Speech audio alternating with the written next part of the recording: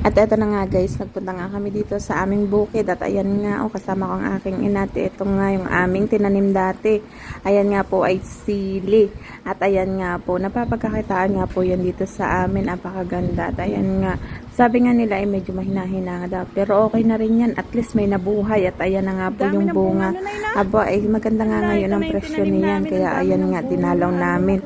Amin nga daw gagamasa ng aking asawa. At ayan nga po, ako'y tuwan-tuwa na. Minsan nga lang ako nagkita ng ganyan dahil nga ang tagal ko nag-abroad. At ayan, maganda nga rin yan. Ayun, pag ikay sinuwerte, ay talaga namang paldo.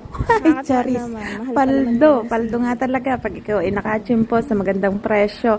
At eto nga, maganda nga yan. O, diba? Pangkabuhayang suwak na suwak nga yan. O, ang laki nga niyang tinaniman namin dyan. O, diba? At ayan nga, o, diba? Naggagamas na nga yung aking asawa. At ayan. Oh, ang ganda. Hindi nga lang daw lumalago. Di ko rin alam. Gawa siguro ng mga nagdaang bagyo. Kaya ganyan yan. Oh, at ayan na nga yung bunga. Ay, apakagaganda at ang lalaki. Ako'y tuwan-tuwa na nga rin dyan. At least nga, malaki at maliit na blessing ay still a blessing. Kaya dapat maging thankful tayo.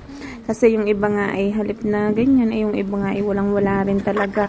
Kasi nadaanan sila ng bagyo. Pero pag tayo meron ay lagi tayo magpasalamat sa Diyos. At ayan nga, thankful nga kami kasi may bunga nga din talaga. Aba, pag sa banda-bander yan, ay talaga naman, pwede na nga yung i-harvest. O, diba? Lagi nga tayo magtanim. At talagang pag may tinanim, tsak, may aanihin. Napakaganda. O, diba? Nagustuhan nga po ninyo aking video.